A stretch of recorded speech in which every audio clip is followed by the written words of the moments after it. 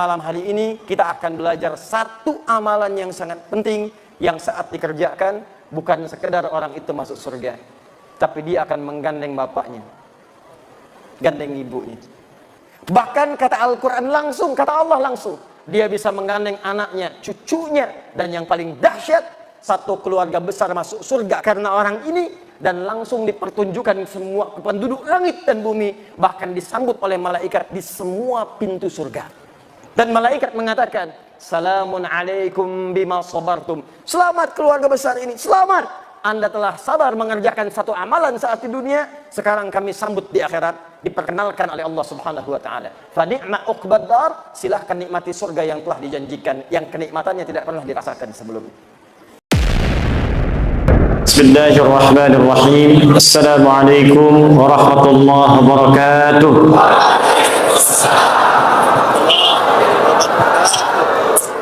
الحمد لله الذي فضل أهل العلم برفع الدرجات فقال يرفع الله الذين آمنوا منكم والذين أوتوا العلم درجات. الحمد لله الذي سوى أهل العلم بالمجاهدين في سبيله فأنزل آية في التوبة فقال وما كان المؤمنون لينفروا كافة فلولا نفر من كل فرقة منهم طائفة ليتفقهوا في الدين ولينذروا قومهم إذا رجعوا إليهم لعلهم يحذرون. ثم الصلاة والسلام على المصطفى رسول الله محمد سيدنا وعلى آله وصحبه أجمعين. صلوا على النبي اللهم صل وسلم وبارك عليه الذي قال في حديثه من سلك طريقا يلتمس فيه علما سهل الله له طريقا إلى الجنة.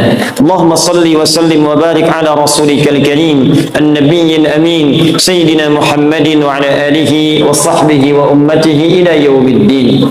أما بعد فيا عباد الله أوصي نفسي وإياكم بتقوى الله فقد فاز المتقون فلا تموتن إلا وأنتم مسلمون. فقال تعالى يا أيها الذين آمنوا اتقوا الله حق تقاته ولا تموتن إلا وأنتم مسلمون. Saudara-saudariku hadirin sekalian, tanpa kecuali mudah-mudahan seluruhnya, baik panitianya, DKM-nya, jamaahnya, siapapun yang berkontribusi pada kajian kita di malam hari ini, semoga oleh Allah seluruhnya dikumpulkan di surga kelak, di surga yang kelak. Namun demikian Allah sendiri menjawab dalam Al-Quran, masuk surga itu tidak cukup dengan amin. Kalaulah masuk surga cukup dengan amin, maka setiap orang akan mengatakan amin, masuk dia ke dalam surga. Karena itulah kemudian amin ini oleh para ulama-ulama tafsir diberikan pengertian sesuatu yang dikabulkan jika kemudian didahului dengan ikhtiar untuk mewujudkannya. Jadi ada amin, ada istajib. Istajib kabulkan sekedar minta. Amin baru dikabulkan setelah dikerjakan. Karena itu amin terletak setelah iyyaka na'budu wa iyyaka nasta'in. Na'budu dulu baru nasta'in. Kapan nasta'in itu minta tolong, minta dikabulkan setelah ada na'budu di awalnya. Karena itulah ketika Allah menurunkan ayat surga pertama kali dalam Al-Quran, disebutkanlah dalam Quran surah Al-Baqarah ayat ke-25 paling kanan sebelah atas di mushaf. Dari sini kita akan membuka kajian kita dan kita akan kenali di malam hari ini siapa saja ahli surga yang disebutkan dalam Al-Quran, bagaimana berikhtiar menjadi ahli Quran dalam ahli surga dalam Al-Quran, dan mesti hati-hati ketika tidak masuk, bayi pun kaget bisa nangis. Ya. Jadi kita nanti kondisikan, kita pelajari, mudah-mudahan pelajaran malam hari ini kita ikhtiarkan dan bisa memasukkan kita ke dalam surga yang dijanjikan insyaAllah. Quran surah kedua Al-Baqarah ayat ke-25. Ini ayat surga pertama dalam Al-Quran yang disebutkan dan diberikan kunci kepada kita semua. Kita mulai. وَبَشِّرِ الَّذِينَ آمَنُوا وَعَمِلُوا الصَّالِحَاتِ أَنَّ لَهُمْ جَنَّاتٍ تَجْرِي مِنْ تَحْتِهَا الْأَنْهَارُ كُلَّمَا رُزِقُوا مِنْهَا مِنْ ثَمَرَةٍ رِزْقًا قَالُوا هَذَا الَّذِي رُزِقْنَا مِنْ قَبْلُ وَأُتُوا بِهِ مُتَشَابِهًا. Kata Allah, Muhammad sallallahu alaihi wasallam, berikan kabar gembira bahwa ada di kalangan manusia yang sudah aku janjikan surga. Jadi ada manusia yang belum meninggal tapi sudah dijamin oleh Allah dengan berita gembira akan masuk surga. Jadi kita fokus ya, ada manusia belum wafat tapi dijamin oleh Allah orang ini akan masuk surga.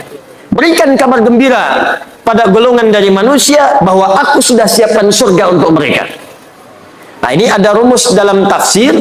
Di ilmu tafsir, kalau ada berita disampaikan dalam Al-Quran tentang kebaikan, maka jangan dihukumi kebaikan itu terbatas pada orang tertentu.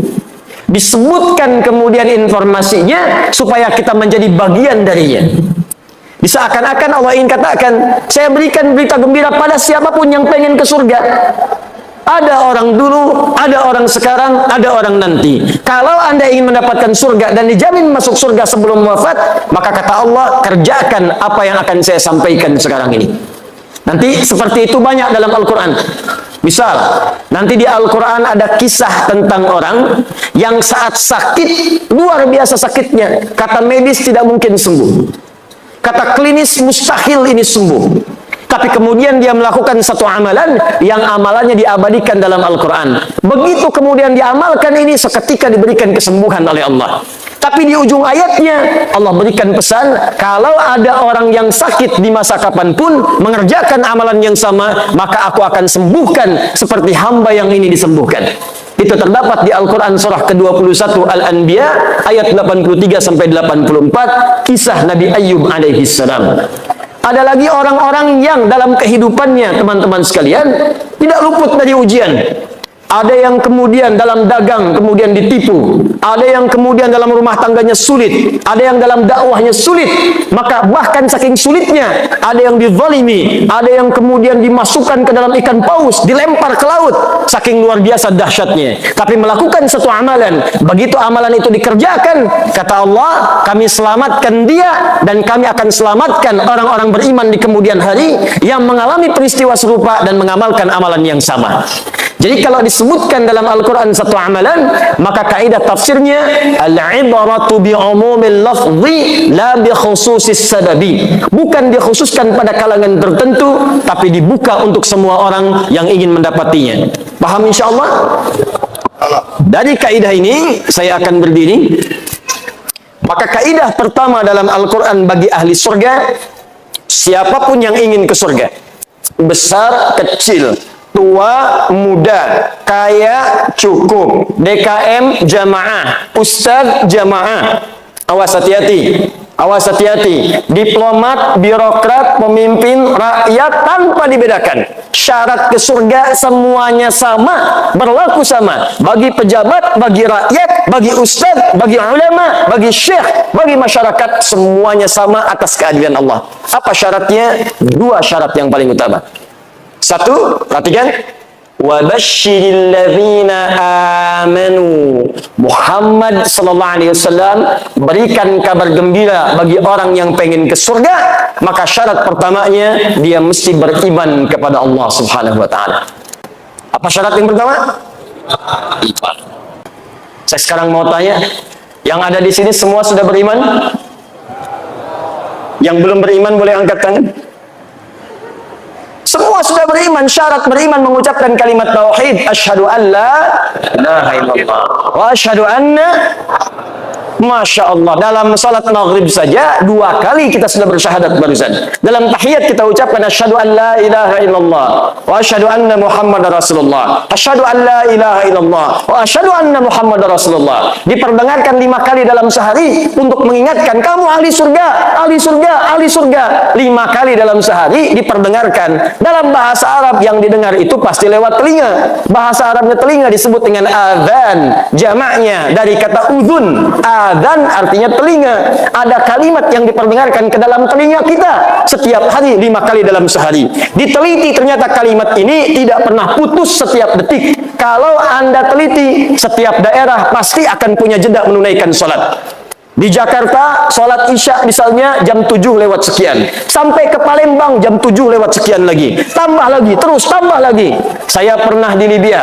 Mesir adzan selesai, Libya adzan. Libya selesai, Tunis adzan. Tunis selesai, Maroko adzan. Maroko selesai, Aljazair adzan. Itu selesai, Prancis adzan. Spanyol adzan. Ternyata lafaz adzan 24 jam tidak pernah berhenti di muka bumi. Adzan. Jadi ketika diperdengarkan ada kalimat tauhid di situ. Allahu akbar, Allahu akbar. Allah. Bukankah setelah itu asyhadu an la ilaha illallah? Bukankah setelah itu asyhadu anna Muhammadar Rasulullah? Jadi ketika kalimat tauhid diperdengarkan, bukan sekedar ingin memberitahu azan, azan. Allahu akbar, Allahu akbar. Sudah azannya? Iya. Memang sudah. Cuman kalau kita paham ngajinya, kenapa kalimat tauhid diperdengarkan? Tauhid syarat masuk surga.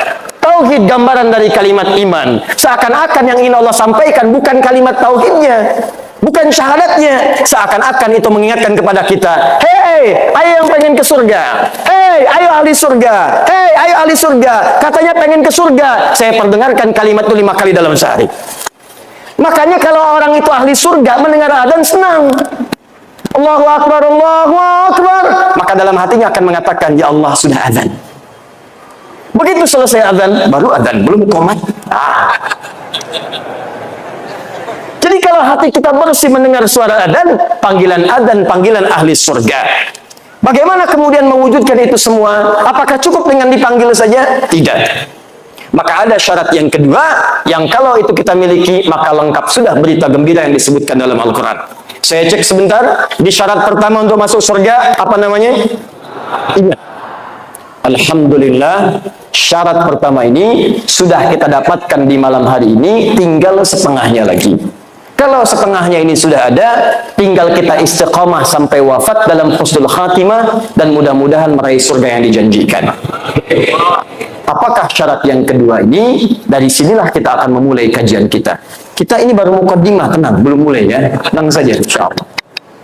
Baik, bismillah. 2. Wa'amilus salihat. Wa'amilus salihat. Berikan kabar gembira Muhammad sallallahu alaihi wasallam. Aku sampaikan dari sekarang, ada hamba-hamba yang telah aku jamin dengan surga. Siapa mereka itu? Satu orang yang punya iman, alhamdulillah kita dapat syarat yang pertama. Tapi tidak cukup meraih surga dengan iman saja. Ada yang kedua yang Allah sebutkan, ini yang kemudian pembuktian dari iman yang dimaksudkan. Apa itu? Wa'amilus salihat, yang membuktikan imannya dengan mengerjakan amal soleh. Amal soleh. Ingat, nanti amal dibagi dua. Ada amal soleh, ada amal salah. Amal soleh mengantarkan ke surga, amal salah menjauhkan seseorang dari surga. Jadi dua ini selalu disatukan. Satu iman, dua amal soleh. Satu iman, dua amal soleh. Karena itu ketika Anda membaca Al-Quran dan menemukan kalimat iman, itu rata-rata selalu disandingkan dengan amal soleh. Silahkan misalnya buka Quran surah 103. Wal 'ashr innal insana lafi illa alladzina amanu. Iman wa amilus shalihat. Kalau Anda bertanya apa bentuknya amal soleh, nanti banyak disampaikan dalam Al-Quran. Ada sholat, ada puasa, ada haji, ada zakat. Karena itu kalimat sholat dibuka dengan iman. Kalimat pertama surat Al-Baqarah ayat ketiga. Alladzina yu'minuna bil ghaib wa yuqimunas. Ketika mengatakan wa yuqimunas shalah, dibuka dengan kalimat iman. Alladzina yu'minuna bil ghaib. Karena sholat tanpa iman tidak akan mengantarkan ke surga. Ada orang belum beriman pengen ikut-ikutan sholat. Ada. Buka YouTube, lihat. Ada orang di Eropa ingin ikutan sholat, tapi iman tidak ada. Maka sholatnya hanya sekedar mengikuti saja, tidak melahirkan jaminan surga baginya. Paham sampai di sini? Ada juga orang beriman gak mau sholat, celaka juga. Anda bayangkan, orang yang sholat saja masih belum aman kalau ada riya dalam sholatnya. Apalagi orang yang tidak sholat.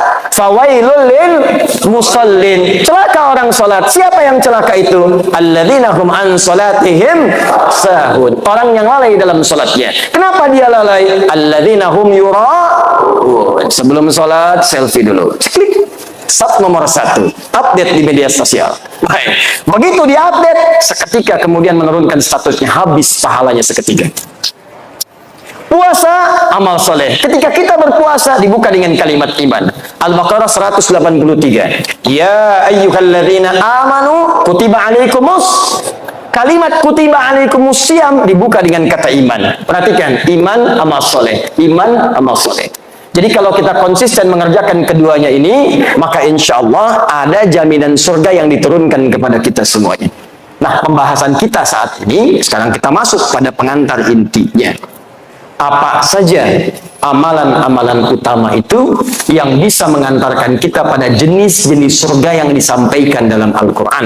Saya mau berikan rahasia di malam hari ini. Ada amalan-amalan tertentu yang saat dikerjakan bisa memasukkan kita ke dalam surga yang sangat spesial.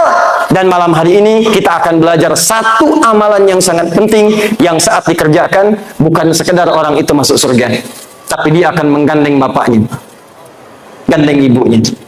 Jadi ibu yang telah mengandungnya 9 bulan 10 hari, memberikan ASI, ayahnya yang peluh keringat kemudian merawatnya, tiba-tiba saat ke surga digandeng tangan kanan dan kirinya. Istrinya pun kemudian ikut dengannya. Kalau istrinya yang mengerjakan, suaminya ikut. Bahkan kata Al-Quran langsung, kata Allah langsung, dia bisa menggandeng anaknya, cucunya, dan yang paling dahsyat, satu keluarga besar masuk surga karena orang ini, dan langsung dipertunjukkan semua penduduk langit dan bumi, bahkan disambut oleh malaikat di semua pintu surga. Dan malaikat mengatakan, Salamun alaikum bima sabartum. Selamat keluarga besar ini, selamat. Anda telah sabar mengerjakan satu amalan saat di dunia, sekarang kami sambut di akhirat, diperkenalkan oleh Allah Subhanahu wa taala. Fa ni'ma uqbad dar, silahkan nikmati surga yang telah dijanjikan, yang kenikmatannya tidak pernah dirasakan sebelumnya. Itu yang akan kita turunkan, bagaimana masuk surga dengan amalan yang disebutkan dalam Al-Quran dan sunnah Rasulullah SAW. Siap kita mulai insya Allah? Alhamdulillah. Mari kita mulai pelan-pelan. Bismillah. Ada 3 amalan spesial. Saya ulang.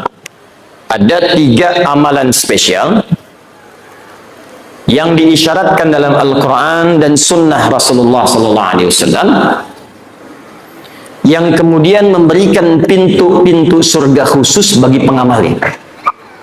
Jadi saya tidak usah banyak-banyak sebutkan dulu, 3 dulu saja. Nanti dari 3 ini, kira-kira Bapak Ibu sanggupnya yang mana? Dimulai sekarang, itu saja konsisten dikerjakan. Bapak sanggup masuk lewat pintu yang 1, masuk lewat situ. Sanggup pintu lewat yang kedua, masuk yang ke situ. Sanggup pada pintu yang paling utama, kerjakan dari sekarang, niatkan kerjakan amalan itu sampai wafat, naik status jadi pekerja amalan dimaksudkan. Amalan pertama, awas hati-hati. Amalan ini terkait dengan amalan yang dikerjakan khusus di waktu malam saja. Jadi kalau sudah siang, amalannya tidak ada. Awas hati-hati. Amalan ini hanya dikerjakan di waktu malam saja. Kalau sudah siang, maka amalannya sudah tidak berlaku lagi. Jadi kalau Anda mendapatkan malam, segera kejar amalan ini, karena kalau sudah siang, tidak akan bisa Anda dapatkan lagi. Amalan yang pertama ini disebut dengan tahajud. Disebut dengan apa namanya? Tahajud. Inna fil jannati baban yuqalu tahajjud. Sungguh di surga itu ada satu pintu nanti disebut dengan pintu tahajud, yang hanya masuk ke situ orang-orang yang rajin tahajud. Bahkan dikatakan ainal mutahajjidun, ainal mutahajjidun. Mana ahli tahajud? Mana ahli tahajud? Fa idza dakhaluhu ughliqat. Kalau sudah masuk ahli tahajud, ditutup pintunya serapat mungkin. Jadi yang cuma ikut-ikut nonton melihat orang tahajud tidak bisa masuk. Hanya ahli tahajud tidak bisa masuk. Dan dahsyatnya ahli tahajud ini ketika masuk ke dalam surga yang dimaksudkan, diberikan tempat spesial oleh Allah langsung di taman surga.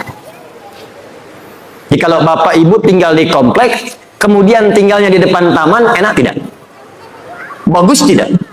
Nah, ada orang masuk surga, tinggalnya di taman surga langsung. Dan keistimewaan yang kedua, dia langsung diperkenankan oleh Allah sebelum masuk ke surganya bisa melihat Allah langsung tanpa hijab, yang di dunia tidak pernah ditatap. Anda bayangkan ya, Bapak ibu punya anak sekolah misal di Amerika 20 tahun tidak pernah jumpa. Ada berita besok mau tiba di Soekarno-Hatta di Jakarta. Pesawat landingnya tibanya jam 7. Bapak ibu jemput datang ke bandara jam berapa? Bukan sekedar jam 5. Dari sehari sebelumnya sudah terbang ke Jakarta. Ditunggu di bandara. Setiap pesawat dihitung 1, 2, 3, 4. Dilihat kemudian di papannya, kapan anak saya akan tiba? 20 tahun nggak jumpa. 20 tahun tak pernah tatap, 20 tahun tak pernah bertemu. Begitu disampaikan akan tiba pertemuan, rindunya luar biasa. Kita ini selama hidup tak pernah menatap Allah. Hanya yakin iman, tapi tak pernah nampak dalam pandangan kita. Maka mustahil ada orang beriman yang tidak merindukan Allah, mustahil. Semakin kuat iman kita, semakin rindu kita berjumpa dengan Allah. Makanya abangda kita, sahabat kita, ustaz kita, Allah yarham, Ustaz Arifin Ilham. 2 hari sebelum wafat, saya ada perasaan ingin terbang ke Penang, ingin jumpa. Qadar Allah kemudian pesawatnya begitu padat, tak mendapatkan tiket yang diharap. Tiba-tiba dapat berita kemudian wafat. Inna lillahi wa inna ilaihi raji'un. Tapi tidak banyak orang mengetahui sebelum wafat kalimat apa yang dituliskan oleh beliau. Liqa Allah. Kata beliau, sekarang tiba melepas kerinduan berjumpa dengan Allah Subhanahu wa ta'ala. Tidak ada kerinduan terbesar bagi orang beriman kecuali 2. Berjumpa dengan Allah, menatap Rasulullah sallallahu alaihi wasallam. Tak pernah kita hidup bersama Rasulullah. Bahkan dalam mimpi jarang kita bermimpi menatap beliau. Tak pernah kita berjumpa. Orang yang mengorbankan tenaganya, fikirannya, bahkan jiwanya untuk umatnya. Azizun alaihi ma'anittum, harisun alaikum bil mu'minina raufur rahim. Ini orang, kata Allah, saking luar biasanya, kalau umatnya memiliki persoalan, dia akan mengatakan, ya Allah, jangan berikan kepadanya, timpakan saja kepada saya supaya dia ringan bebannya. Ya Rabb, kalau sakaratul maut itu begitu sakit, maka timpakan semua sakaratul maut yang akan dirasakan oleh umatku, timpakan sekarang kepadaku supaya mereka tidak merasakannya lagi. Muhammad sallallahu alaihi wasallam. Azizun alaihi ma'anittum, harisun alaikum, begitu peduli dengan kita sampai-sampai bermohon kepada Allah dalam setiap salat malamnya. Begitu sampai ke ayat surga, masukkan umatku ya Rabb, masukkan umatku ya Rabb. Kullu ummati dakhalal jannah. Setiap umatku akan masuk surga, kata Nabi. Illa man aba, kecuali yang tidak pengen. Muhammad sallallahu alaihi wasallam. Tak pernah hidup dengan beliau di dunia. Jarang kita menatap di alam mimpi. Maka siapa yang tidak rindu berjumpa dengan Rasulullah sallallahu alaihi wasallam di akhirat nanti? Itu kerinduan. Karena itu pengamal amalan yang pertama ini, begitu kemudian dihisab, langsung wajahnya berbinar-binar gembira. Padahal belum masuk ke dalam surganya. Ada yang mengatakan sudah di surga, tapi bukan karena masuk surganya, karena berhasil menatap Allah tanpa hijab yang dia rindukan. Turunlah Quran surah ke-75, namanya surah Al-Qiyamah. Sebelum surga itu dimasuki, terjadi kiamat. Saat hisab berlangsung, muncullah keistimewaan itu. Ayat 22 sampai ayat 23. Perhatikan kalimat Al-Qurannya. Wujuhu yawma idzin nadhirah. Ada orang yang pada saat itu wajahnya berbinar-binar gembira. Anak yang wisuda belajar.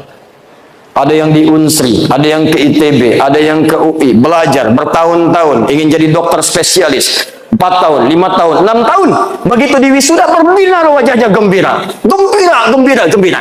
Ini di hari kiamat ada wajah yang gembira luar biasa. Nadhirah, terpancar aura kebahagiaan di wajahnya. Apa yang menyebabkan dia gembira? Padahal dia belum masuk surga. Ila rabbiha nadhirah. Ila rabbiha nadhirah. Karena dia berhasil menatap wajah Rabbnya tanpa hijab sama sekali. Siapa orang ini? Bahkan hebatnya nanti, di ayat nanti akan disebutkan ahli ini, orang-orang ini bukan sekedar bisa menatap Allah, tapi semua kebutuhan di surganya langsung diberikan oleh Allah tanpa perantara. Jadi nanti kalau di surga yang standar, yang penting ke surga. Di surga standar, ada pelayan surga namanya Wildanun Mukhalladun. Kalau laki-laki dilayani oleh bidadari surga, yang cantiknya, ya, jangan bayangkan dulu istri masing-masing. Jauh Jauh. Jauh. Ada yang seperti berlian. Jadi begitu kemudian menatapnya, cahaya berkilauan. Masya Allah. Bapak Ibu lihat isi masing-masing tembaga. Minimal masih ada pancarannya. Ada yang seperti mutiara, lu'lu' wal marjan. Ada berlian yang jarang didapatkan. Anda pakai berlian, ibu pakai berlian, bangganya luar biasa. Di surga langsung pelayannya, wajahnya seperti berlian. Masya Allah. Hurun 'ain. Hurun 'ain. Bidadari-bidadari yang memikat mata. Yang saat ditatap begitu indah. Mala 'ainan ra'at wala udhunan sami'at wala khatara 'ala qalbi bashar. Kalau di dunia tidak pernah dilihat, tidak pernah terdengar kisahnya, dan sekarang pun bapak-bapak melamun tidak seperti itu. Itu bahasa Nabi. Anda lamunkan pun tidak seperti itu. Jadi kalau yang laki-laki mendapatkan pelayanan dari bidadari surga, yang perempuan siapa Bu? Tidak ada bidadara. Yang ada pangeran-pangeran surga. Jadi kalau laki-lakinya dilayani oleh bidadari surga, maka yang perempuannya dilayani oleh pangeran-pangeran surga. Gantengnya jangan bayangkan suami ibu sekarang. Jangan samakan dengan ustadz yang sedang ceramah. Jauh. Jauh. Indahnya luar biasa. Bi aqwabi wa abariqa wa ka'sin min ma'in. Ketika melayani Anda, maka mutiara-mutiara. Ada gelang-gelang yang indah. Kalimatnya sangat luar biasa. Wajahnya sebelum datang cahayanya sudah tiba. Anda bayangkan? Sebelum datang cahayanya sudah tiba. Sebelum datang auranya sudah tampak. Begitu tiba pancarannya luar biasa. Itu surga yang standar. Surga yang paling standar. Surga yang ini tidak. Langsung Allah yang memberikan. Apa amalan orang ini? Disebutkanlah langsung di Quran surah 51 ayat 15 sampai 17. Paling kanan pertengahan, dari atas sampai ke tengah. Quran surah 51 ayat 15 sampai 17. Kita batasi dulu sampai 17 dulu. Pelan-pelan. Innal muttaqina fi jannatin wa uyun. Nanti ada orang-orang takwa yang akan tinggal kemudian di taman surga. Apa keindahan taman surga itu? Akhirina ma atahum rabbuhum.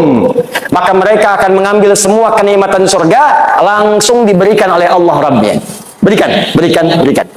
Lihat, kalimatnya menggunakan Rabb. Rabbuhum. Ketika menatap Allah, kalimatnya menggunakan Rabb. Wujuhu yawma idzin nadhirah ila rabbiha nadhirah. Rabb. Yang memberikan nikmatnya Rabb. Bahkan yang paling dahsyat, ada orang-orang yang masuk surga ini saat di dunia dia punya kemampuan yang kata manusia terbatas. Kata orang dia tidak berpunya, tapi orang-orang tidak sadar dia punya amalan yang tidak dimiliki oleh orang yang lainnya. Kata yang kaya, dia miskin. Kata si miskin ini, yang kaya itu miskin karena dia tidak punya amalan seperti yang pernah saya kerjakan. Jadi dia menyiapkan kekayaannya saat tiba di akhirat. Jadi saat masuk ke Masjid Baitur Rahman dia jalan, dia lewat empempe paradin.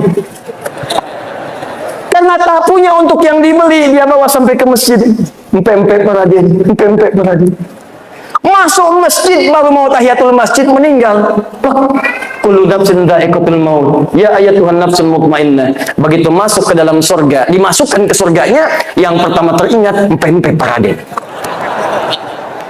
Ada itu isyaratnya. Kullama ruziqu minha min thamarati rizqan qalu hadzal ladzi ruziqna min qabl wa utubihi mutasyabiha wa utubihi mutasyabiha. Begitu masuk ke dalam surga, ya Allah, empempe paradin persis sama seperti yang dipikirkan. Sama persis. Apakah sama paradennya? Belum tentu. Sama persis. Jadi bayangkan, semua yang diinginkan di surga baru difikirkan tiba. Ya Allah, sekutang misal puket empempe. Yang paling dahsyat, dia punya amalan spesial. Nah, ini amalannya tidak susah, cuman juga tidak mudah, karena waktunya cuman malam, bukan di siang. Apa amalannya? Kanu qalila minal laili ma yahja'un. Amalan pertama orang hebat ini, orang muhsin ini adalah saat di dunia sedikit tidurnya. bahasa Quran. Sedikit tidur. Tidak ada istilah dalam Al-Quran termasuk hadis orang yang sedikit tidur kecuali menunjukkan orang yang rajin bangun malam. Kalimat bangun malam diidentikan dengan tahajud. Ingat, ini pesan saya, kalau Al-Quran sudah menyampaikan kalimat, jangan ditambah, jangan dikurangi. Begitu ditambah, kalimatnya akan berubah makna. Kata Allah, sedikit tidur. Anda tambahkan sedikit-sedikit tidur, maka maknanya akan bergeser. Dikurangi, hilang maknanya. Kata Allah, sedikit tidur, buang sedikitnya tidur. Paham? Baik, jadi apa amalan yang pertama? Sedikit tidur. Kanu qalila minal laili ma yahja'un. Siapa yang sedikit tidur ini? Ditafsirlah kemudian di Al-Quran surah ke-17 ayat ke-79 sampai dengan ayat 81. Paling kiri di pertengahan di mushafnya. Inilah amalan dia, apa yang disebut kemudian dengan amalan salat tahajud. Quran surah 17 ayat 79 sampai dengan 81. Kita punya 3 menit lagi untuk menuju Isya. Pelan-pelan nanti kita jeda di Isya. Saya agak cepat karena yang mau saya sampaikan bukan amalan ini intinya. Ini pilihan pertama. Jadi kalau Bapak Ibu ingin ambil yang ini, silahkan. Maksud saya begini, nanti ini yang dikerjakan sahabat-sahabat Nabi sebagian besarnya. Jadi kalau mereka pengen masuk surga lewat pintu tahajud, maka mereka akan kurangi amalan yang lainnya sebagian, maka yang ini akan difokuskan. Jadi kalau Anda saya pengen masuk pintu tahajud, mungkin puasanya jarang. Mungkin hanya Ramadan, ada yang begitu. Hadis Muslim nomor hadis yang ke-14. Ya Rabiun ilan Nabi sallallahu alaihi wasallam. Datang seorang Arab Badui kepada Nabi sallallahu alaihi wasallam. Faqala ya Rasulullah, maka dia berkata, ya Rasulullah, dullani ala amalin basitin yudkhilul jannah. Tolong tunjukkan kepadaku amalan yang sedikit-sedikit saja. Amalan yang ringan-ringan saja. Yang penting aku bisa ke surga. Cerdas orang ini, modal sedikit, keuntungan pengen banyak. Ya Rasulullah, jangan berat-berat, jangan susah-susah, yang penting saya ke surga. Kata Nabi secara singkat, cukupkan dengan yang fardu. Jadi kalau sholat, fardu saja, 5 waktu. Kalau puasa, Ramadan saja. Kalau ingin mengeluarkan harta, zakat saja. Kalau kamu konsisten, kamu bisa masuk surga, yang standar.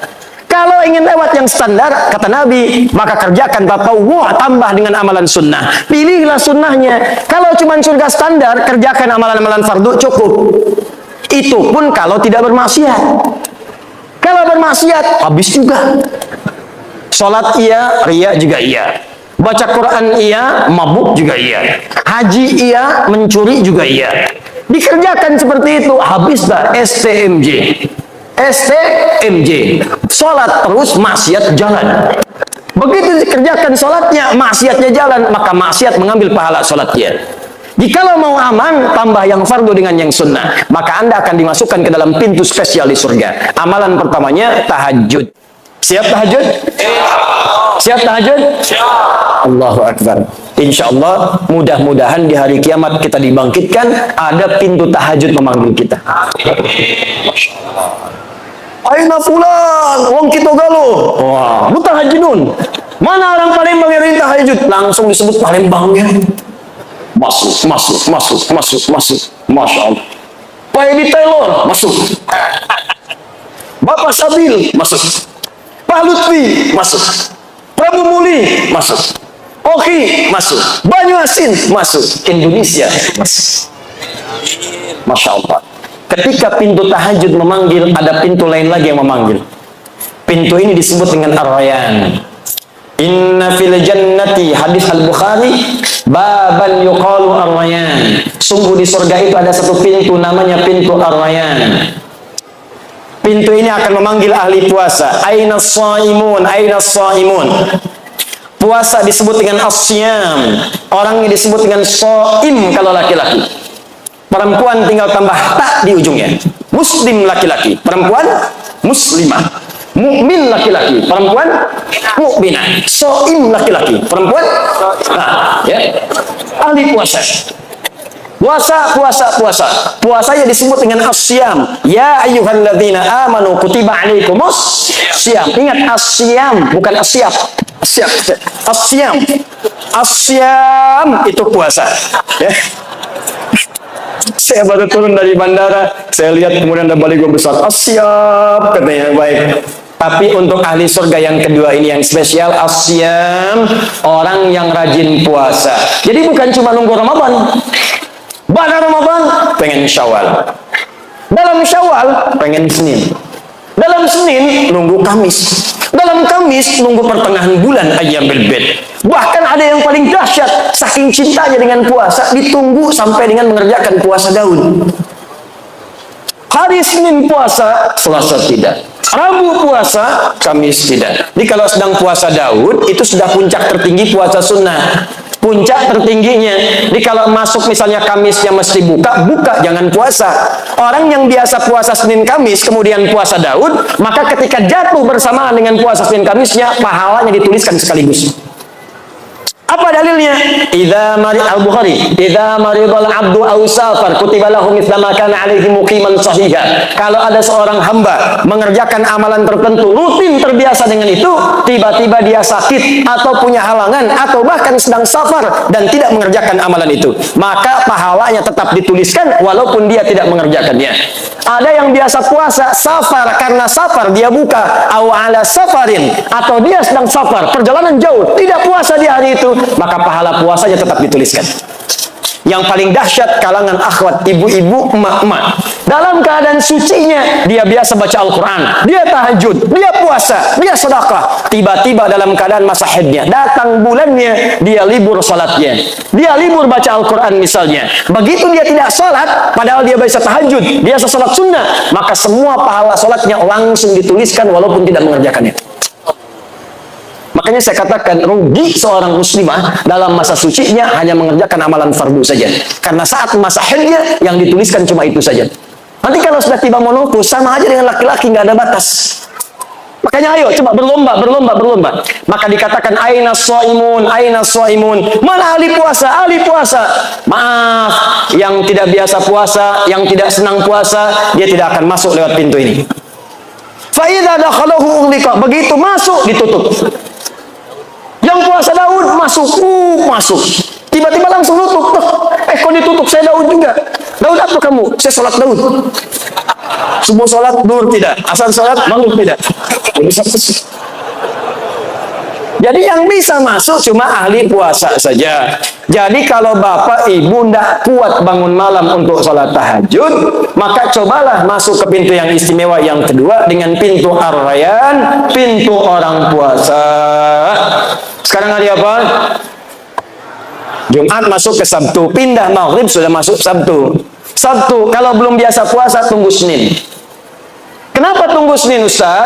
Karena Senin itu ada puasa sunnah, banyak orang yang puasa. Kalau banyak yang puasa terasa lebih ringan kita menunaikannya. Kalau Anda saja sendirian yang lain puasa, baru mau coba sudah pengen puasa Daud. Biasanya subuh, sebelum subuh sahur, duhur buka. Coba Senin dulu.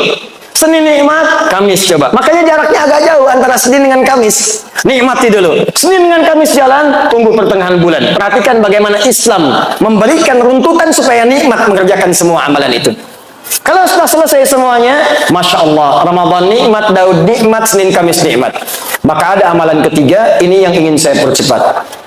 Maaf, kalau Anda mengerjakan amalan ini, maka akan otomatis terdorong jiwa kita mengerjakan amalan yang lain. Biasa puasa, belum tentu tahajud. Biasa tahajud, belum tentu puasa. Tapi kalau Anda mengerjakan amalan yang ketiga ini, maka otomatis diri kita ini akan dipaksa seketika ingin menunaikan tahajud. Seketika nikmat puasa.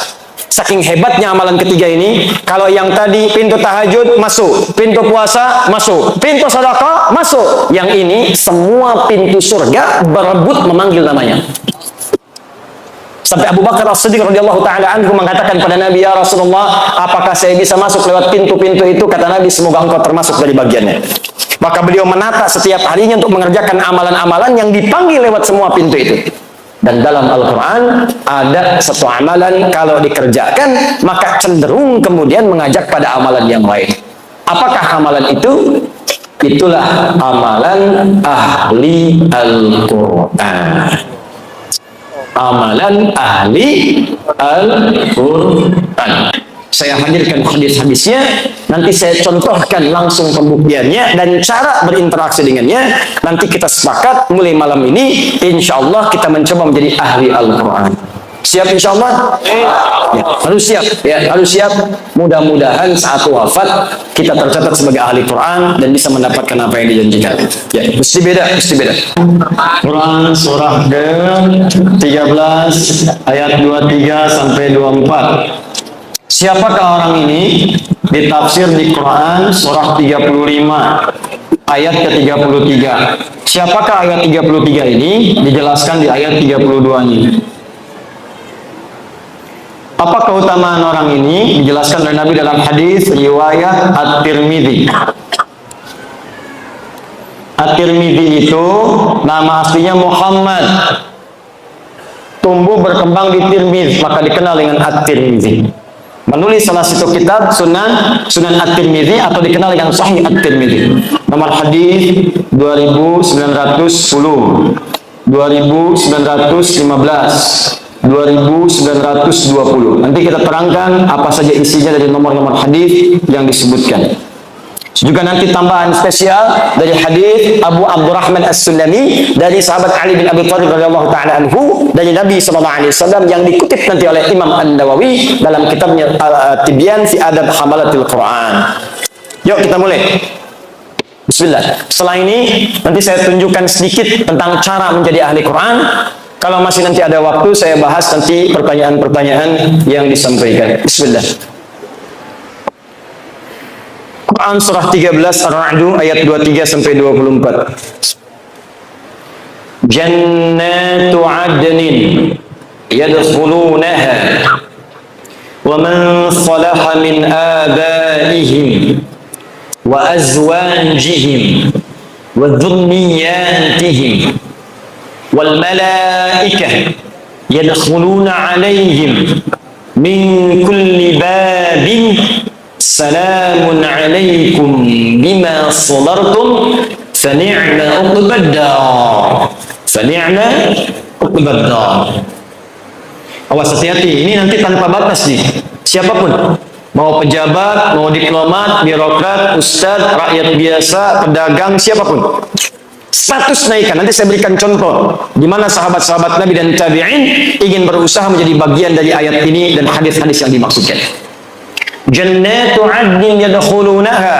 Ada ahli surga yang akan masuk surga nanti lewat surga Aden. Awas, hati-hati. Aden ini termasuk surga yang indah. Saking indahnya banyak orang-orang bahkan di Eropa diberi nama dengan nama surga ini. Aden dalam bahasa Eropa sering disebut dengan Eden. Pemain Chelsea yang ditransfer hijrah ke Madrid namanya Eden Hazard. Ya, Eden Hazard pindah kemudian ke Real Madrid dengan transfer 100 juta euro. Hafal saya mau tanya apa? Hafal insya Allah saya. Frank Lampard didaulat menjadi pelatih Chelsea yang sekarang. Manchester City Pep Guardiola. Ya, Manchester United Solskjaer. Ya, paham saya. Mau tanya apa lagi? Masya Allah. Main futsal, ayo. Ditolongin, oke. Tapi kalau ditolongin, sambung ayat. Alhamdulillah. Ini banyak sekarang yang syariah. Tapi tidak semua kata-kata bisa dipakai. Awas, tempatkan di tempat yang tepat. Maaf, bank syariah ada. Koperasi syariah ada. Hijab syariah ada. Tapi jangan semua dipakai karena hijab semua syariah. Futsal syariah. Membaginya ngoper pakai basmalah. Nendang masuk, alhamdulillah. Sujud syukur. Gol bunuh diri, sujud taubat. Tidak semua menggunakan kata syariah. Ayo kembalikan di sini. Masuk surga aja. Saking indahnya nanti kita akan bahas. Ternyata nanti akan masuk lewat semua pintu surga. Yang dahsyat bukan hanya orang itu saja. Awas, hati-hati. Wa man salaha min abaihim, Allahu akbar. Bapak-bapaknya, ibunya yang soleh digandeng oleh dia. Jadi anak ini mengamalkan satu amalan dan amal ini saat dikerjakan didukung oleh bapak ibunya. Di bapak ibunya ini nggak maksimal, nggak mampu seperti anaknya. Anaknya hafal Quran, bapaknya tidak.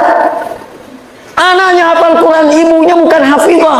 Tapi karena kesungguhan bapak ibunya, ngantar dia ke pesantren, mendoakan tiap malam. Anaknya 30 juz, ibunya juz 30. Tapi ketika masuk surga, anaknya bangga menggandeng bapak ibunya. Diperkenalkan kepada semua penduduk langit dan bumi. Ini bapak saya, ini ibu saya. Siapa Anda yang banggakan anaknya saat di dunia? Ranking 1, juara matematika, juara fisika. Jangan bangga dulu, karena yang tak beriman pun dapat Nobel. Banyak yang lebih hebat, banyak yang kaya, banyak yang triliunan hartanya. Bill Gates kah itu? Jeff Bezos kah itu? Warren Buffett kah itu? Banyak. Tapi yang kaya akhirat tidak ditemukan saat ini, nanti pembuktiannya.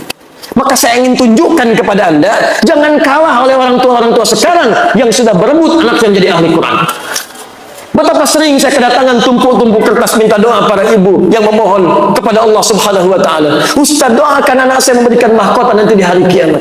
Ustaz, saya cuma buruh. Ustaz, saya cuma tukang cuci. Tapi Ustaz, saya pengen anak saya jadi ahli Quran di hari kiamat. Betapa ada seorang ayah yang cuma punya motor butut, Pak. Tapi anaknya dibawa untuk jadi ahli Quran. Dimodifikasi dashboardnya, menempuh jarak 20 km. Dibonceng anaknya, bawa anaknya buta, nggak bisa lihat. Sampai ke syekhnya datang, mau apa ke sini? Mau jadi ahli Quran. Bola-balik, kisah nyata. Bola-balik, namanya muah. Seketika setelah hafal Al-Quran, bacaannya bagus, makhrajnya bagus, sampai mengguncang wilayah Timur Tengah. Datang reporter dari Kuwait bertanya, kenapa Adinda menghafal Quran? Apa yang dia katakan? Saya akan membawa Quran ini, dia belum balik waktu itu. Saya akan membawa Quran di hari kiamat. Dengan tangan saya gemetar, kaki saya gemetar. Saya tidak bisa berjumpa di hari kiamat nanti saat hisab dengan ayah saya lagi. Ibu saya tidak ada. Tapi saya akan berkata di hadapan Allah, ya Rabb, saya telah berusaha menghafal Quran selama hidup di dunia. Kalaupun bekal ini belum cukup masuk ke surga, tolong kurangi hukuman saya di neraka dengan Quran yang telah saya hafalkan ini. Tapi apa jawab Allah? Bukan neraka untukmu, surga untukmu. Bawa bapakmu, gandeng ibumu yang telah mendukungmu menjadi ahli Quran saat di dunia.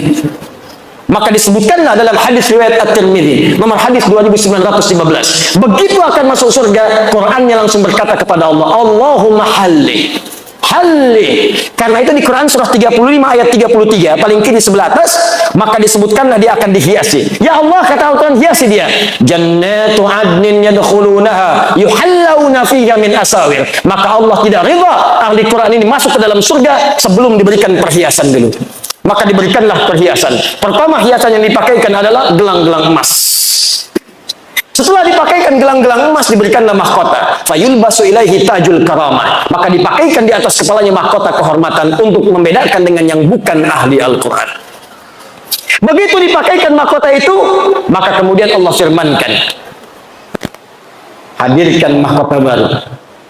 Dipanggillah bapak ibunya yang soleh. Maka anak ini membawa mahkota itu yang dalam hadis disebutkan sinarnya lebih terang dibandingkan cahaya matahari yang masuk ke dalam rumah.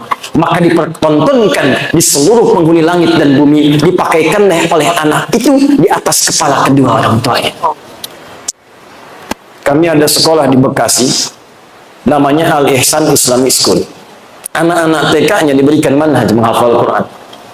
TK-nya membaca dengan benar diberikan dasar 2 juz, SD-nya nanti 30 juz. Wisuda di Mekah dengan di Madinah. Kemarin waktu pengukuhan untuk TK, baru TK bapak ibunya dipanggil. Wisuda baru juz 30 masuk juz 29. Wisuda bapak ibunya didudukkan di atas kursi, anaknya diberikan mahkota-mahkotaan dari kertas. Dipakaikanlah mahkota itu oleh anak TK di kepala bapak ibunya. Jatuhlah air matanya pada saat itu. Hanya mahkota buatan, hanya yang terbuat dari kertas bisa menitikan air mata di kedua orang tuanya. Maka Anda bayangkan bagaimana di hari kiamat mahkota itu nyata diberikan di kepala kedua orang tuanya. Saya mau katakan kepada Anda hari ini, demi Allah saya katakan, sekarang banyak orang tua mengejar untuk mendapatkan itu. Ibu-ibu yang kelihatan mungkin kata orang dia miskin. Demi Allah saya mendapatkan ada sebuah kejadian yang luar biasa. Keluarga yang kelihatan sederhana, bapaknya kuli bangunan, ibunya hanya bekerja di sawah, ngambil-ngambil suruh. Masya Allah, masak-masak. Tapi kalau Anda kunjungi, makanan dihidangkan. Hampir tidak pernah tidak ada makanan ketika tamu datang. Dan dengan bangga mengatakan, Alhamdulillah, Abi diberi nikmat banyak oleh Allah. Setiap pekan datang, setiap bulan datang, membawa uang 500.000. 500.000 dalam kondisi sekarang disebut banyak karena berkah keluarganya. Tahukah Anda, ibunya itu hafal Al-Quran dengan 7 riwayat. Disuruh di sawah. Bapaknya kuli bangunan hafal Al-Quran, anaknya hafid semua. Anda di mana pada saat itu? Itulah orang-orang yang sering disebut dalam pandangan manusia. Mereka tertawa melihat mereka. Nanti akan tiba di hari kiamat. Ketika banyak orang menertawakan di dunia, mereka akan berbangga di hari kiamat. Karena mampu. Anda kalau cuma di Palembang hebat, di Indonesia hebat, yang bangga pada Anda orang Indonesia saja. Di akhirat, semua penduduk langit dan bumi dipertontonkan dengan semua itu. Maka di mana anak-anak Anda? Nggak apa-apa, silakan jadikan mereka ahli fisika, matematika, jadi dokter, jadi insinyur. Tapi jadikan insinyur yang hafal Quran, dokter yang ahli Quran, polisi yang ahli Quran, tentara ahli Quran. Quran datang di tempat kita, berkah akan turun. Al-Quran turun lewat malaikat, dipilih malaikat langsung naik status jadi Sayyidul Malaikah Jibril. Quran diturunkan pada Nabi Muhammad, naik status Sayyidul Anbiya wal Mursalin. Quran turun di satu malam, naik status Lailatul Qadar. Quran turun di hari Jumat, Jumatnya Sayyidul Ayyam. Quran turun di Mekah, semua yang gak ada di tempat lain ada di Mekah. Tandus, semua buah-buahan ada. Tandus, semua makanan ada. Datang orang ke sana, Quran turun berkah. Pindah ke Yasrib, Yasrib berubah jadi Madinah. Madinah kota peradaban indah. Maka ulama menyimpulkan, setiap Al-Quran turun, ada ahli Quran di satu tempat, maka tempat itu akan berkah dalam kehidupan. Saya menghadapi anak-anak datang. Itu kalau anak-anak hafid-hafid kecil itu, biasanya kalau dia datang ke Bekasi pengen cek hafalan, saya lihat Masya Allah, Bapak Ibunya luar biasa. Ada yang kasih penghargaan, berangkatlah haji, difasilitasi oleh kerajaan Saudi. Ditunjuklah kami menjadi Amirul Hajj. Begitu berangkat, saya kira siapa yang saya pimpin? Ternyata kebanyakan ahli Quran. Anda bayangkan yang hafal Quran anak-anak kecil, yang ikut haji, bapaknya ikut, ibunya ikut, gurunya ikut, temannya ikut, kerabatnya ikut. Yang hafal Quran satu orang, yang berangkat banyak orang. Anak Anda sekolah SD, tiba-tiba hafal Quran 30 juz, langsung keluar air mata, jatuh sujud syukur. Tapi akan orang tanya, siapa bapaknya? Siapa ibunya? Siapa gurunya? Yang hafal anaknya, yang disebut sebagian orang-orang sekitaran. Itu baru dunia, akhirat mahkota. Begitu diberikan mahkota, kata Al-Qurannya, ya Allah, Allahumma zidhu, ya Allah, tolong bedakan fasilitator dengan penghafalnya. Bedakan fasilitator dengan ahli Qurannya. Fayul basu ilaihi libasul karamah. Maka dipakaikan di ahli Quran itu pakaian kehormatan. Kalau tadi mahkota, sekarang jubah kehormatan. Maka dengan jubah itulah dia gandeng bangga dengan tangan kanannya bapaknya, ibunya. Kemudian kalau dia hafal, laki-laki pernah menikah istrinya. Kalau dia perempuan, suaminya. Dan di belakangnya wadzurriyatihim, anak cucu sampai keturunan terakhirnya. Maka diparadekan masuk surga dari semua pintu surga. Setiap lewat satu pintu surga, maka malaikat mengatakan kepadanya, wal malaikatu yadkhuluna alaihim min kulli babin salamun alaikum bima sabartum. Mereka mengatakan, selamat bisa masuk ke sini karena Anda sabar saat di dunia. Sabar dengan Qurannya. Orang mencela, sabar. Orang lihat koran, dia baca Al-Quran. Di LRT, baca Al-Quran. Di Trans, baca Al-Quran. Di angkot, baca Al-Quran. Masuk kantor, tunggu rapat, baca Al-Quran. Sabar. Orang lain lihat media, dia lihat Quran. Sabar. Dan dengan kesabarannya ini, fani'ma uqbadar. Silahkan masuk surga yang telah kami janjikan. Allahu Akbar. Nah sekarang pertanyaannya, bagaimana menjadi ahli Al-Quran itu? Karena berdasar riwayat-riwayat yang sahih, ternyata maaf sekali, ahli Al-Quran itu ternyata bukan sekedar hafal 30 juz. Ada hafal 30 juz, tapi disebut bukan ahli Al-Quran. Yang menyampaikan itu langsung sahabat Nabi, Abdullah bin Amr bin As. Awas, nanti saya sampaikan kisahnya. Ada yang hafal cuma satu surat, disebut ahli Al-Quran. Tapi yang paling hebat, hafal 30 juz, dan itu disebut dengan ahli Al-Quran. Nah, pertanyaannya, siapa ahli Al-Quran itu? Bagaimana cara mengamalkannya? Itu yang terakhir kita bahas. Nanti yang terakhir, paling akhir, saya tunjukkan bagaimana mengamalkan apa yang telah kita ikhtiarkan, bagaimana kemudian wafat jadi ahli Al-Quran, insya Allah. Ini bagian terakhir pembahasan saya. Siap insya Allah? Baik. Sebelum saya buka pembahasannya, yang tadi itulah yang terbaik di antara amalan-amalan yang lain. Sebab ahli Al-Quran itu kalau sudah rajin dengan Qurannya, dia pasti tahajud.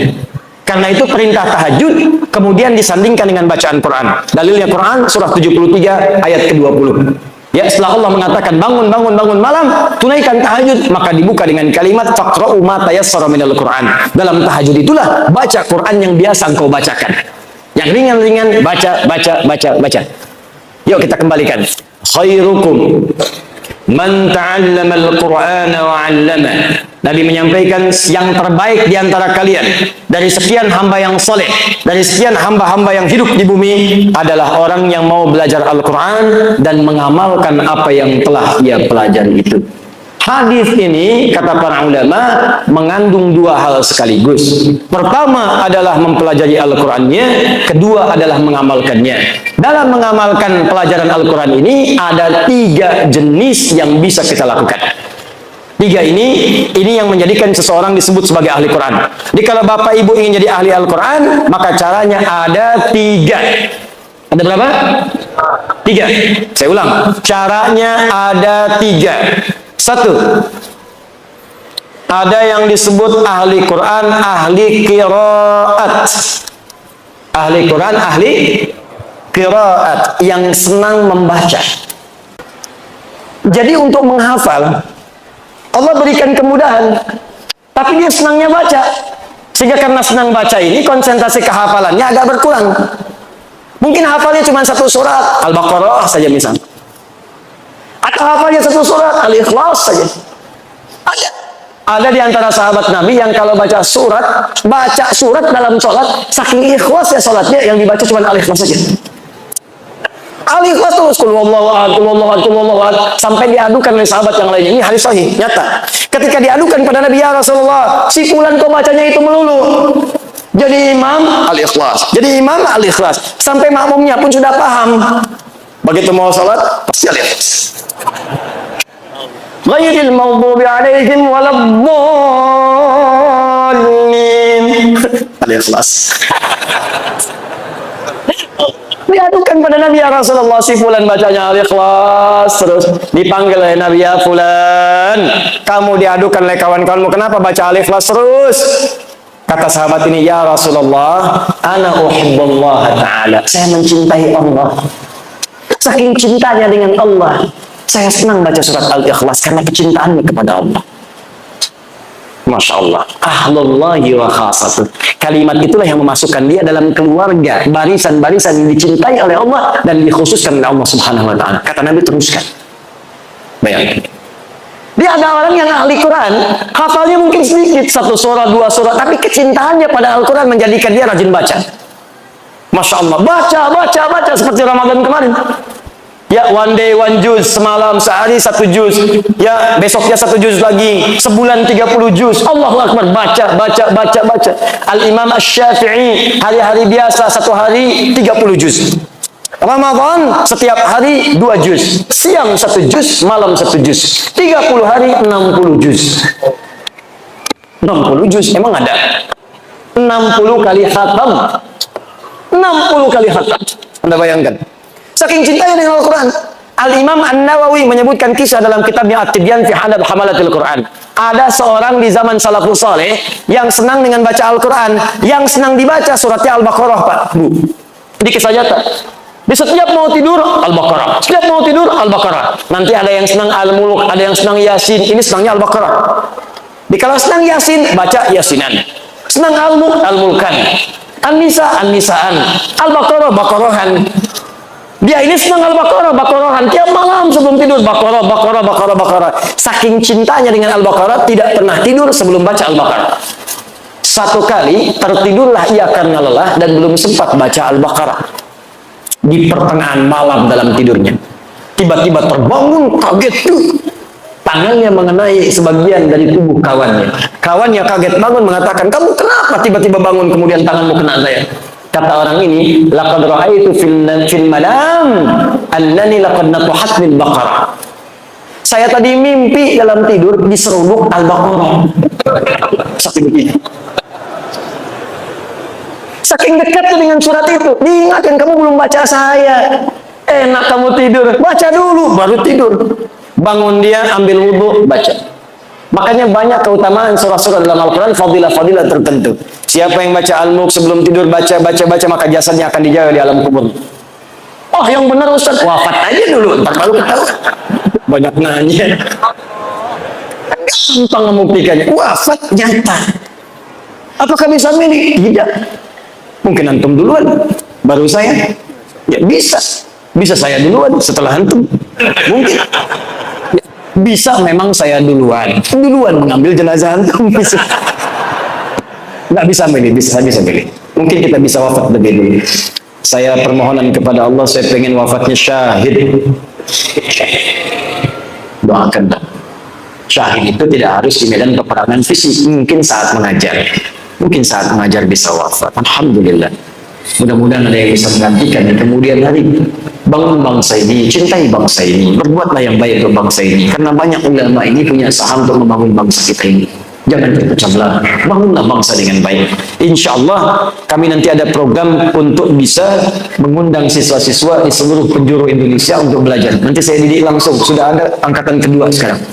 Didik selama setahun, kemudian saya kirim ke Timur Tengah. Alhamdulillah nanti yang sudah lulus ke Sudan dalam waktu dekat, nanti orang Sudannya datang akan dibawa langsung ke sana untuk belajar khusus ya. Di Sudan ada 25 orang, di Turki ada 13 orang, di Madinah ada murid kami juga di sana, di Al-Azhar ada. Terakhir saya sebelum kesini di hotel langsung ditelepon, alhamdulillah atas keagamaan di kedutaan Mesir minta CV kami. Kemarin kami bersama 2 orang syekh dari Mesir, dan insya Allah akan diberikan kuota beasiswa di Al-Azhar 50 sampai 100 orang. Kita pilih putra-putri terbaik bangsa kita, belajarlah ke sana, pulang jadi ulama. Harus ada ulama dari Palembang. Palembang itu sejarahnya penuh dengan ulama. Syekh Abdul Somad Al-Palembangi itu ulama hebat, mufti di Makkah Al-Mukarramah, mufti generasi dulu. Syekh Ahmad Khatib Al-Minangkabawi dari Minangkabau, punya murid-muridnya punya di Jawa. Siapa? Di antaranya Muhammad Darwish, kelak dikenal dengan Syekh Ahmad Dahlan, Al-Habib Ahmad Dahlan, pendiri Jamiah Muhammadiyah 18 November 1912. Siapa lagi? Syekh Muhammad Hashim bin Ash'ari, pendiri Jamiah Nahdlatul Ulama 31 Januari 1926. Ada lagi keramatnya di Banten, Syekh Nawawi Al-Bantani. Itu orang-orang hebat semua. Ada Syekh Yasin Al-Padami, yang kalau kemudian dalam orang-orang haji itu biasanya bawa air zam-zam, ngasih pakai kaos oblong, pakai sarung. Tidak tahu kalau orang itu mufti. Begitu tiba waktu sholat, memberikan fatwa di Masjid Al-Haram. Allah ya Rabb, hadirkan alim ulama insya Allah dari Sumatera Selatan di kemudian hari yang selevel dengan ulama-ulama ini. Ayo belajar. Bangun bangsa ini, bangun daerah kita, supaya keberkahan diturunkan oleh Allah Subhanahu wa Ta'ala. Tadi hidayat orang sekarang, ilmunya baru sedikit, masa depan tantangan banyak. Anak bapak ibu yang harus jadi lebih baik daripada saya. Ayo belajar ke sana. Ayo tumbuhkan semangat, bangun cita-cita. Maaf, kalau cuma jadi ahli pertanian, banyak dari IPB. Arsitek insinyur banyak di ITB. Dokter banyak di UI. Ulama dari mana datangnya? Jarang pewaris Nabi. Makanya ketika ada ulama, jaga, ambil ilmunya, manfaatkan dengan baik. Dan di antara yang terbaik adalah ahli Al-Quran. Mulai sekarang, ayo coba buat kebiasaan rajin baca Quran. Ya, bagus gerakan, bangun. One day one juz, one day nisfu juz, half of juz, setengah juz, boleh. One day one rubuh, seperempat juz, boleh, silakan.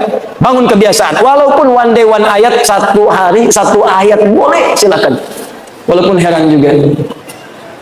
Alif Lam Mim. Sudah dulu. Yang penting surga. Tambah. Yuk, tambah. Ya. Nah, membaca ini nanti mengantarkan pada kemuliaan yang kedua. Kedua, ada ahli Quran, rajin mengkaji Al-Quran. Bacanya sedikit. Nggak seperti yang lain, 1 juz sehari. Dia ini sehari paling banyak 10 ayat. Tadi masih ingat hadis khairukum man ta'allama al-Qur'ana wa 'allama. Diriwayatkan oleh Abu Abdurrahman As-Sulami dari Ali bin Abi Thalib radhiyallahu taala anhu dari Nabi sallallahu alaihi wasallam. Kata Abu Abdurrahman As-Sulami, perhatikan, akhadtul Qur'ana an qaumin. Saya belajar Quran dari kaum, sekelompok orang. Siapa orang yang dimaksud? Sahabat. karena belajarnya langsung dari sahabat. Ini menunjukkan belajar Al-Quran itu mesti ada guru. Belajarnya bukan 1-2 orang, belajar. Begitu belajar, kata beliau, wallahi demi Allah, ketika belajar itu kami tidak belajar banyak, paling banyak baca 10 ayat. Walam natajawaz anha, dan tidak pernah kami melewati 10 ayat itu illa an naquma bi'amaliha, kecuali kami mengamalkan dulu apa yang telah kami pelajari. Dibacanya nggak banyak. Alif lam mim sampai wa ulaika humul muflihun, 5 ayat, tapi orang ini tafsirnya dibuka. Oh, ada orang bahagia hidupnya. Oh, ada orang yang diberi petunjuk oleh Allah. Siapa orang ini? Rajin salat, rajin infak, rajin baca Al-Quran. Paham dia artinya, paham maknanya, maka dia kerjakan saat itu. Dia keluarkan semua jenis salat. Fardunya, sunnahnya, rawatibnya, duhanya, salat wudunya, salat syuruknya, keluarkan, dan dia berusaha menunaikannya. Infak dia kejar. Apa saja jenis infak? Ada 5. Quran surah kedua ayat 215. Wa yas'alunaka madza yunfiqun, kepada siapa kamu mesti berinfak? Qul ma anfaqtum min khair, katakan kalau mau infak berikan yang baik-baik. Lil walidain, pertama orang tua. Wal aqrabin, keluarga terdekat. Wal yatama, anak yatim. Wal masakin, orang miskin. Wabis sabil, orang yang kekurangan bekal. Kejar oleh dia ke orang tua, kerja. Begitu dapat kemudian gaji, telepon orang tua, mama, hari ini aku punya hadiah spesial. Apa itu nak? Tunggu saja. Begitu datang, dibungkuslah sebuah hal yang sangat diinginkan oleh ibundanya. Dituliskan kemudian di atasnya, terima kasih mama telah mengandung saya, bersabar merawat saya, memberikan ASI untuk saya. Ini gaji pertama saya berikan untuk mama. Walaupun belum bisa memberikan apa-apa, semoga dengan ini doa Anda mengantarkan kita ke surga. Dibuka. Masya Allah. Begitu dibuka, handphone terbaru. Bukan. Dipeluk anaknya. Nah, bukan karena handphone, tapi karena cintamu kepada mama, mama ridho dengan engkau. Ini ambil aja handphonenya. Yang penting engkau mencintai mama. Sudah cukup mendoakan kita untuk surga. Berpelukan keduanya, mengalir air matanya, dan hadir hadis sendiri kemuliaan. Itulah infak berindah. Bacanya cuma 5 ayat, tapi ngamalkannya yang luar biasa. Makanya banyak sahabat yang hafal Quran itu puluhan tahun. Umar bin Khattab radhiyallahu taala anhu 20 tahun. Ada yang 40 tahun. Abu Abdurrahman As-Sulami itu 40 tahun. Padahal beliau pebisnis, Masya Allah, jualan, dagang, macam-macam. Ketika mendengar hadis Nabi tadi, khairukum man ta'allama al-Qur'ana wa 'allamah. Kalau kamu pengen jadi orang hebat, maka mendekat kepada Al-Quran. Maka beliau sambil berusaha tadi menjadi ahli Quran. Belajar Quran, baca, amalkan. Sampai mengatakan, tidak pernah ada yang menempatkan saya pada status yang terbaik saat ini, kecuali hadis tadi. Maka ayo, kalau tidak sempat punya banyak waktu baca 1 juz per hari, setidaknya baca 1 ayat, lihat tafsirnya, amalkan isinya. Maka Anda masuk golongan yang kedua. Hati-hati, kata Amr bin As radhiyallahu taala anhu, perhatikan kalimatnya.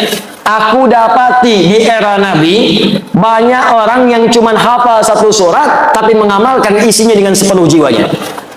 Tapi nanti aku prediksikan di masa kini dan akan datang akan banyak orang hafal 30 juz, saking mudahnya seperti meminum air.